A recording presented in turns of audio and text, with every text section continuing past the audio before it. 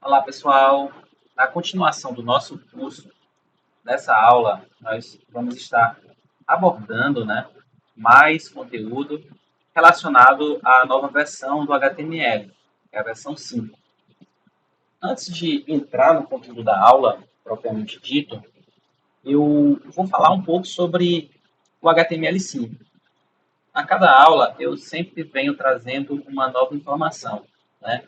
Na aula passada, eu falei um pouco sobre formulários, e nessa aula eu abordei algumas propriedades, por exemplo, do input, que foram propriedades incluídas nessa última versão do HTML5, como o input type e-mail, o input type URL. Esses inputs eles fazem validações, então eles vão além da sua funcionalidade normal, de apenas obter o valor. Mas o HTML5 ele não se resume somente a essa questão funcional, né? Tem a parte funcional, mas ele incorpora também aspectos semânticos. O que seria essa semântica? É uma forma de você dar significado ao conteúdo que será colocado na página. Qual a importância disso? A gente tem que ter em mente que a nossa página ela vai ser exibida e vai ser visualizada não apenas pelo público que consegue ver, mas também pelo público que não consegue ver, como é o caso dos cegos. E como é que os cegos fazem a leitura do nosso conteúdo? Através de ferramentas de leitura de tela. Só que essas ferramentas de leitura de tela, elas fazem a leitura do documento HTML, do código. E muitas vezes o nosso código HTML ele é abarrotado de informações. Se vocês, por curiosidade, quiserem pesquisar o código-fonte, por exemplo, de um blog de notícias, vocês vão ver que o código ele é imenso. Então, esses recursos semânticos que o HTML5 incorpora, têm como objetivo de dar uma direção melhor para esses leitores de tela, para dizer, o que é importante e o que pode não ser importante para o usuário que vai estar recebendo aqueles dados, aquelas informações. Em relação à questão funcional, nós vimos aí, na aula passada, a questão dos formulários, dos inputs, mas não para por aí. Tem mais recursos funcionais, como, por exemplo, foram incorporadas tags de vídeo e áudio, agora nativas, dentro do HTML. Então, alguns navegadores já fazem implementação desse recurso. Antes, como é que a gente fazia para colocar vídeos nas nossas páginas? Nós incorporávamos um código externo, e a gente fazia a visualização. Hoje, a gente continua a fazer isso, a depender do propósito. Mas, por exemplo, eu tenho um vídeo no meu servidor. Eu tenho um vídeo que é de minha autoria. Esse vídeo não está no YouTube e nem em uma outra rede de compartilhamento de vídeos. Então, posso estar usando tags de vídeo para estar exibindo essa informação. Da mesma forma, posso fazer com áudios. Mas tem também aí recursos para trabalhar com Canvas, no trabalho de desenhar gráficos, fazer animações, manipular imagens, Temos também recursos de geolocalização, que foram incorporados também nessa última versão, e recursos voltados para armazenamento de dados local. Então, permitem que a nossa página guarde dados. Então, foram esses os recursos que nós recebemos nessa última versão. E nessa aula de hoje a gente vai estar explorando essa parte dos recursos estruturais semânticos. Esses recursos eles não oferecem funcionalidade, eles somente dão uma identidade para o conteúdo que vai ser incorporado na página. Se analisarmos esse site, nós temos aqui uma área aqui no topo, que a gente pode nomear de cabeçalho. Temos uma área no meio, poderia ser o conteúdo principal da nossa página. E aqui embaixo, o nosso rodapé. Dentro das tags estruturais semânticas do HTML5, nós temos tags para representar cada um desses conteúdos. No caso do cabeçalho, aqui em cima, nós temos o header. No caso desse corpo principal, nós temos o main. E para o rodapé, o footer. Observem que o header é diferente do head. Essa tag head é uma tag da estrutura do HTML, da estrutura base do HTML. E ela tem como objetivo, né, receber os metadados da página. Qual é a codificação, qual é o título, e várias outras informações que nós não estamos explorando aqui, mas que podemos estar colocando também no nosso cabeçalho. Então, esse outro cabeçalho aqui, ele é voltado para o corpo da nossa página. Na verdade, todas essas tags que eu trouxe aqui, elas vão ser colocadas no corpo. São tags voltadas para a identificação das informações do corpo. Então, levando em consideração, aqui é o nosso header, aqui é o nosso main e aqui é o nosso footer, vamos para a prática e vamos colocar essas tags para demarcar essas áreas. Então, no meu corpo, eu vou ter uma tag de cabeçalho,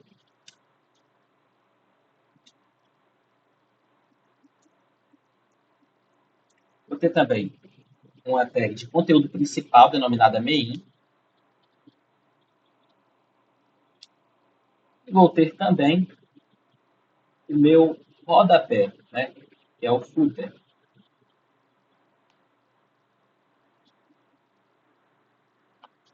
Nessa página modelo, que é o que nós vamos estar implementando nesse vídeo e no próximo vídeo, nós temos aqui no cabeçalho um menu de opções. Então, esse menu de opções ele vai entrar aqui no nosso header. Esse conteúdo aqui, por sua vez, ele vai entrar no nosso main. E esse aqui abaixo, no nosso footer. Então, observe que o conteúdo ele vai ser incluído em regiões diferentes. Eu vou mostrar essa página aqui do lado. Por quê? Porque essa página aqui, ela traz um recurso que nós vamos utilizar na nossa próxima aula, que é o recurso de CSS. Então, essa página está bonitinha aqui, porque nós aplicamos estilos dos elementos. Só que nessa aula nós não vamos abordar esses estilos. Isso vai ser tópico para o nosso próximo encontro, nosso próximo vídeo. E a estrutura daquela página bonitinha é essa, quando nós não utilizamos CSS. Aqui nós temos o nosso rodapé, aqui nós temos o nosso cabeçalho, e aqui nós temos o nosso conteúdo principal, que é o main. Então, header, main, e aqui o nosso footer. Se analisarmos a estrutura como nosso header está, nós temos aqui o que? Uma lista. Por que eu sei que é uma lista? Pelos marcadores. São 3 elementos nessa lista. Só que é uma lista de links. Porque cada opção, ó, aponta para um endereço diferente. Então, na nossa página, dentro do nosso header, nós vamos precisar colocar essa lista de elementos. Aqui no nosso catálogo, né, de tags semânticas, nós temos uma tag também que ela é voltada para demarcar a área onde nós teremos as nossas áreas de navegação. Isso aqui é uma área de navegação, porque nós temos opções de um menu. Então, essas opções podem levar para outra página. Então, vamos colocar isso aqui dentro de uma tag nav. Então, aqui no cabeçalho, eu defini aqui o área de navegação. E dentro dessa área de navegação, eu vou criar a nossa lista. Só que é uma lista de links. Então, vamos ver como é que a gente vai criar essa lista de links. De início, nós sabemos que nós temos dois tipos de listas, o L e o OL. OL é aquela lista ordenada. O L é aquela lista que não é ordenada e que usa esses marcadores aqui. Então, vamos usar o L.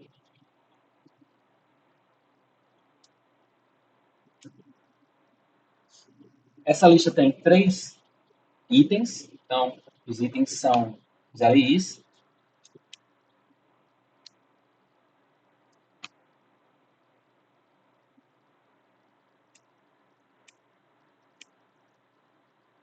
E os nossos itens são o quê? São links.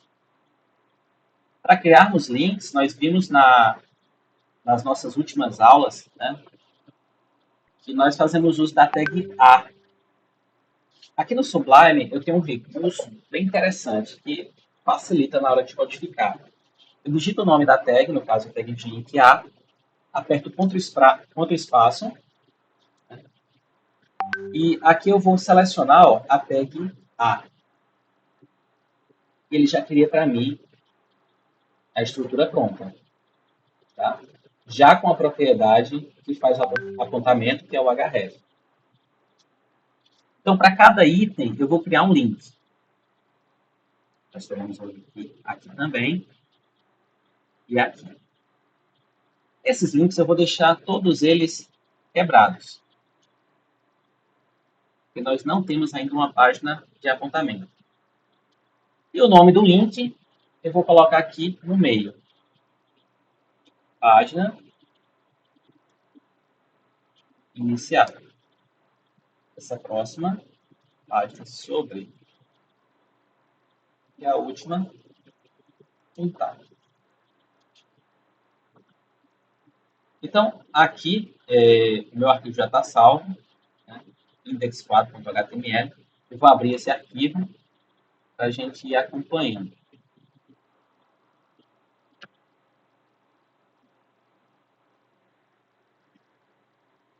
Então, aqui está o arquivo, né, que nós estamos implementando, é esse. E esse é o projeto da nossa aula, que é essa estrutura. Então, o nosso cabeçalho está formado. Se vocês quiserem depois tirar essa tag, testar ela sem essa tag, vocês podem fazer também. Tá? Qual o objetivo disso? Vocês vão ver que essa tag ela não causa nenhum efeito visual na nossa página. Vai continuar sendo a mesma página. Só que é importante manter isso aqui. Vocês não podem deixar de colocar essas tags semânticas. Que é isso que vai dar significado aos elementos, né, as informações, as coisas que vocês vão estar colocando nas suas páginas. Continuando, nós temos aqui a nossa seção principal, com 2 artigos. E essa seção principal ela está dentro do nosso conteúdo main. Então, aqui dentro do nosso main, nós vamos precisar criar uma seção principal. ou seção. E para criar a seção, nós fazemos uso da tag section. Então, dentro do nosso main, eu vou criar uma section. O que nós teremos dentro do nosso section? Artigo 1 e o artigo 2. Para artigos, nós também temos uma tag específica, né, que é a tag article. Então, como os artigos eles estão dentro da section, eu vou criar uma tag article para cada artigo.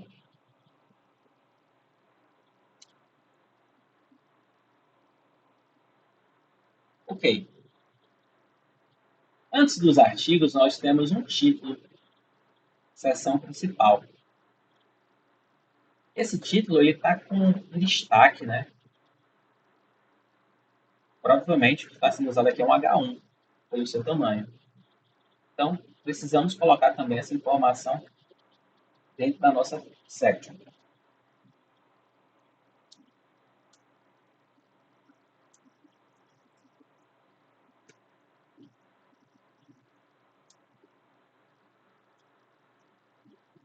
Os nossos artigos, por sua vez, eles possuem um título e um parágrafo. Então, cada artigo é um parágrafo e um título. Então, dentro dos artigos, eu vou ter que ter um H1, com o nome artigo 1, e um parágrafo com o texto conteúdo do artigo 1. O artigo 2 a mesma coisa. O título,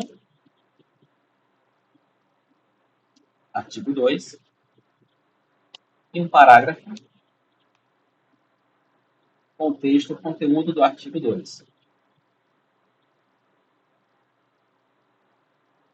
Vou salvar isso aqui. Vou atualizar minha página. Observem que o resultado está idêntico. Na continuação, nós temos agora o rodapé para incluir. Então, vou copiar esse texto, exatamente como ele está aqui. Vou colocar dentro de um parágrafo no nosso footer, o nosso rodapé.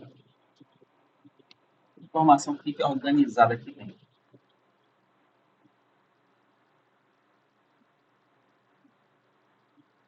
E aí o texto foi incorporado. Então, toda a nossa estrutura ela foi criada. Só uma observação em relação ao uso dessas tags section e article. Aqui eu criei uma seção e dentro da seção eu criei 2 artigos. Mas é completamente possível criar dentro de uma seção outras seções. E dentro dessas outras seções eu posso estar colocando artigos. Como também eu poderia inverter os papéis aqui. Onde nós temos seção, eu poderia ter um artigo. E dentro do artigo eu poderia ter seções. Então, tudo depende de como você pretende organizar o seu conteúdo. No meu caso, eu quero uma seção para cada área da minha página.